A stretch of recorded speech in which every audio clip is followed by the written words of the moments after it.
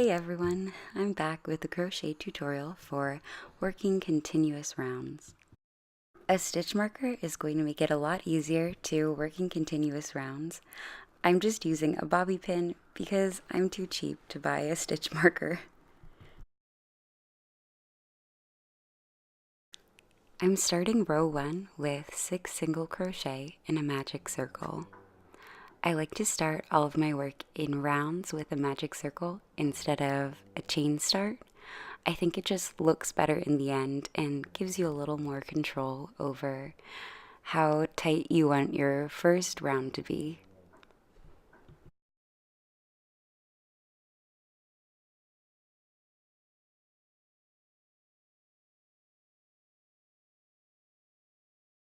The first stitch of row 2 will be worked into the first stitch of row 1. And row 2 is just 6 increases, so an increase in each stitch for a total of 12 single crochet.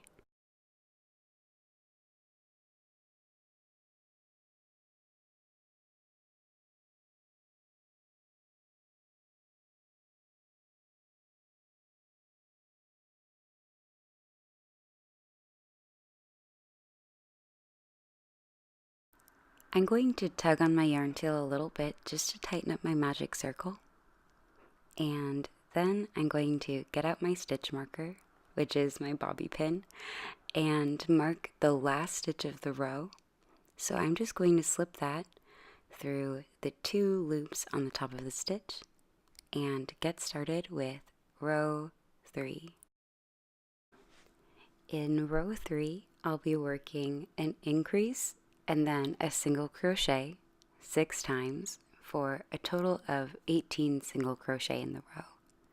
Again, I did my first stitch of the row in the first stitch of row 2. That's how I'll keep on working these continuous rounds.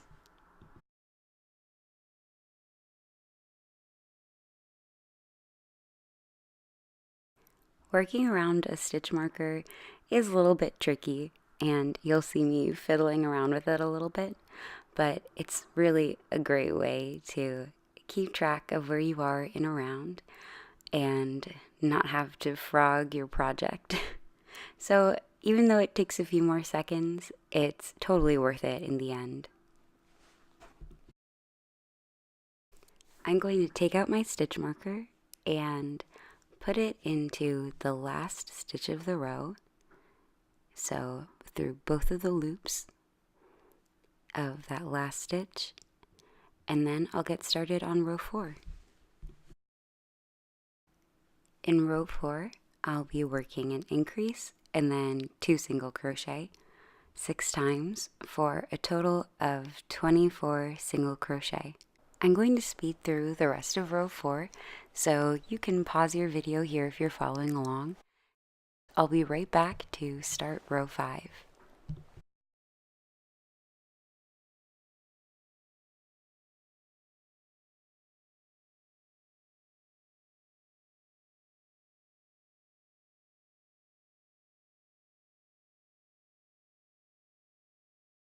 In row 5, I'll start with an increase and then 3 single crochet.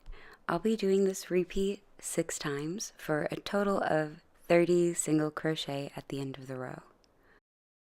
I'll be doing the first 2 increase and 3 single crochet repeats at regular speed for anybody who's crocheting along with this tutorial, and then I'm going to speed it up so you can pause here and do the next 4 repeats before we get to row 6.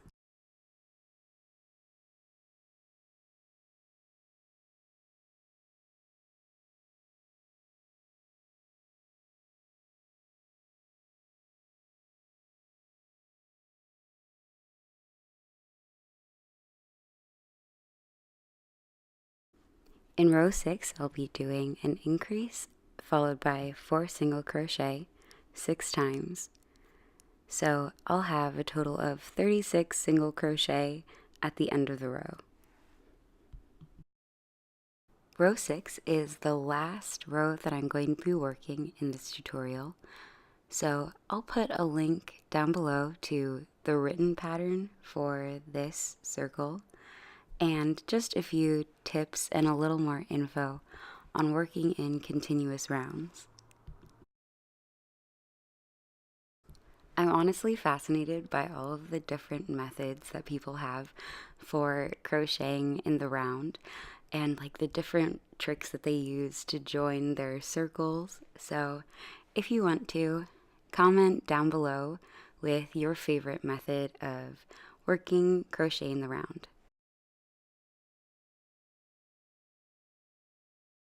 My favorite method is called staggered increases, and it's one that I just discovered. So it makes your crochet circle look more round and circular instead of like a hexagon, which the traditional way of crocheting in the round kind of creates.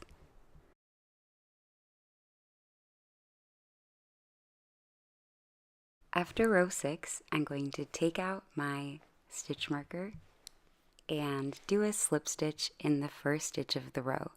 This is totally optional, but I like to do it when I'm working in continuous rounds because it gives a little more of an even finished look to the end of your circle. Now I'm going to cut my yarn and finish off my circle. Your circle should look a lot like the one on the right. If you want to learn how to join crochet rounds, I also made a tutorial for that, so I'll have a link to that down below as well. Thank you so much for watching and have fun crocheting. Bye guys.